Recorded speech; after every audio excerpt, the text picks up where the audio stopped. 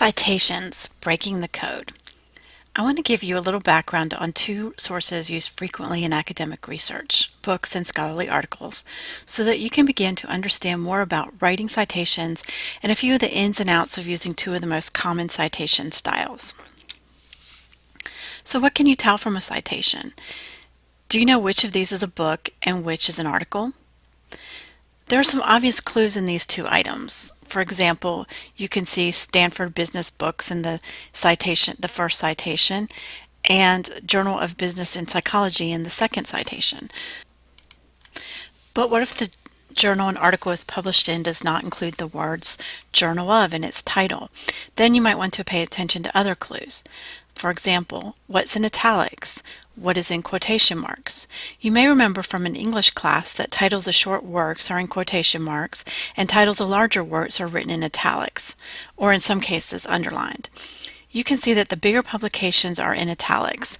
Those would be Storytelling in Business, which is an entire book, and Journal of Business and Psychology.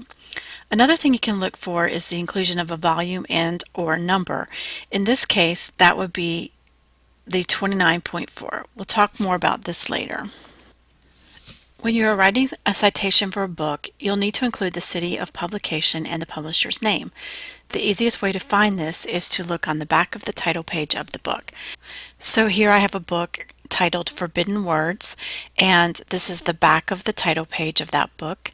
You can see that this book was published in the United States by Cambridge University Press, and the city it was published in is New York. Here is the table of contents for that book, and the two authors of the book wrote all 10 chapters of Forbidden Words. You'll cite the book depending on how you use it.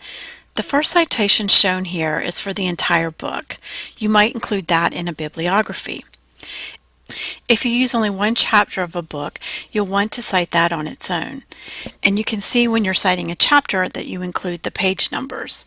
If you take a quote from that chapter, you'll include the actual page number the quote was on in your in-text citation. We'll learn more about in-text citations later in the semester. Right now I want to point out a few things in the chapter citation. First, notice the punctuation. The chapter is shorter and is part of the book. The title for the chapter is placed in quotation marks. So you can see here, Chapter 3, Bad Language, Jargon, Slang, Swearing, and Insult is in quotation marks. The book title is italicized. You may occasionally see a book title underlined because this is the way that book titles were punctuated before word processing made putting something in italics really easy. Second, let's look closer at the page numbers in the chapter citation. Notice that the word page is not written there, nor is there an abbreviation for page like P or PP. That's because anyone familiar with MLA style will know that page numbers come after the date, so you don't have to explain that to them by including an extra word or abbreviation. APA style for books is a bit different. You do include an abbreviation before the page numbers, either P for one page or PP for more than one. These might seem like small differences, but if an instructor asks you to use a certain style, he or she is expecting to see citations written according to the rules of that style, so you'll have to pay attention to those. Some books are edited. This means that the editor or editors compiled chapters about a subject written by a variety of authors. In this case, Chris Hayward has written a preface for the book and also a chapter. Some of the other chapters are written by other people, and some are co-authored by Hayward. So you can see here that Hayward has written all of this part, and then the chapters have different authors, and in some cases Hayward has written a chapter with another author. You can see that I've added ED for editor after Hayward's name. The rest of the citation is just like a book where the authors have written the entire book. For the chapter, the author is the author of the chapter. So Patricia Fechner is the author of the chapter The Biology of Puberty. And notice here that the chapter title is in quotation marks. The title of the book follows, and then after that we note that the book was edited by our friend Chris Hayward. The page numbers are also included here since it is a chapter. So let's move on to journals. What's a journal? A journal is a publication where scholars share their research with other scholars, researchers, and students. They are a type of periodical, which means they are published on a periodic basis. They can be published monthly, bi-monthly, quarterly, or annually. You can see here that the Journal of Popular Culture is published at least 3 times a year, as there is a summer, fall, and winter issue for 1990. Summer, fall, winter.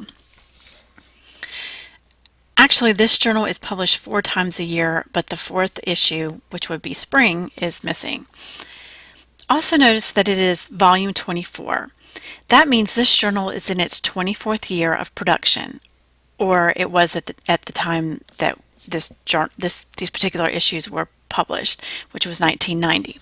If you subtract 24 years from 1990, you'll know that the first issue was published in 1966. This journal is still in publication today. I'll let you do the math to determine how old it is. Notice also that each of these issues has a number. That's the order they were published in 1990. In 1991, the numbers would start all over again, so summer of 1991 would be volume 25, issue 1. Each issue includes several articles related to the subject area the journal covers. Here's the winter issue from 1990 with its table of contents. You can see that all of the articles are about pop culture around the time of the publication. So you have articles about old sitcoms like The Golden Girls and studies about religion and television. The articles in more recent issues have covered topics such as the Twilight series, reality TV, and the rise of fitness culture, as well as the performance identities of Lady Gaga. Most of the journal articles you will use will be accessed online in the library's databases, so you may never see the cover of a print version of a journal. More than likely you'll be accessing individual articles that are related to a specific topic. Now that you know something about how journals are organized, let's look at a citation for a journal article. Notice again the quotations around the article title. And here our title is Elvis Alive, the Ideology of American Consumerism. And the italics, and the journal title is in italics. Also notice that you are not required to write volume in front of 24 or number in front of 3. So here we have 24-3. This is also a good time to mention that sometimes the number can be called issue. So sometimes you might see volume 24, issue 3, and in other publications it may be called number 3. So MLA versus APA. Some of you may have already had some experiences with these citation styles. MLA is the citation style most commonly used in the humanities and liberal arts, while APA is the citation style used in most social sciences. So why do we have different styles? Well, for one thing, different subject areas have different priorities. For example, let's look at the difference between citing the book about storytelling in both MLA and APA format. One thing you may notice is that the date comes immediately after the person's name in APA style. One reason for this might be that in the field of social science, the date is more important than it might be for someone who is writing about literature. Why is that?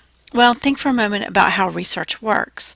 Sometimes, over the years, some things we thought were true are discovered to be inaccurate. If you were a psychologist, would you want to rely on research that was done in the 1920s? Or would you want to know about the latest developments in the field in order to determine the best treatment for your patients? There are other differences, too, that don't necessarily have an explanation. Sometimes APA feels easier for me, although I tend to use MLA more. But when I'm writing titles, it is nice to only have to capitalize a limited number of words. Did you notice that? In APA, only the first word of the title of the book is capitalized. In some cases, you may have a subtitle, in which case you've capitalized the first word after the colon. Here's an example of a subtitle with a colon to separate the two parts of the title. Notice that Tools is capitalized, but the remaining part of the title is back to lowercase. So let's look at citations for journal articles in MLA and APA style. Notice the lowercase in the article title except for the proper noun and the word after the colon in APA style. Also notice there is no PP for page numbers in the periodical citation. The page numbers are 11 through 19 and they come after the volume and number. Remember when I said that you do have to include P or PP when you cite books in APA? Well, for journals and other periodicals, you don't have to include a P or a PP. If your reader is familiar with APA style, he or she will know that the page numbers are after the volume and number or issue. These are small things, but they can be important to some instructors, so it's best to use some samples to guide you. I've included some resources for citation help at the end of this video. So what's the point of citations? By now I'm sure you're asking this question. I'll try to give you some explanation, but honestly, it doesn't fully explain all of the teeny tiny details we encounter in citation styles. When you start doing research, you're going to realize there are a lot of scholars reading and writing about your topic. Think about the Journal of Popular Culture. It's been in publication for 49 years. Now, think about all the other fields of study and how many years people have been doing research in them. Citation styles help us keep track of what's been published and when. It's also a way to communicate with your readers. When you list citations at the end of a paper, you are letting your reader know not only what sources you used, but also how to locate those sources. This works as long as both you and your reader know the code. In other words, how the citation is written lets your reader know what journal an article was published in or the authors or publishers of a book. This will help them find those sources if they want to read them for themselves or if they want to use those sources in their own work. This works both ways. When you find articles about a topic, if they are research articles and are peer-reviewed, the authors will include sources they used. You may want to read some of those sources as well, and knowing how to read a citation will help you find them. This is a useful trick when you are required to have a certain number of sources for a research project. Find a couple of good sources, and then look at what sources they used. If you track those sources down, you may find that they would be helpful for your project as well. Here are some resources for getting help with citations. Notice the Purdue OWL has guides for a style called Chicago. It is another common citation style that you may be asked to use at some point while you're in college. I hope this video has helped give you some insight about citation styles and that knowing more about them will help make writing citations easier for you. Please post any questions you have about citations to the class discussion board and never ever hesitate to ask if you are uncertain about how to cite something.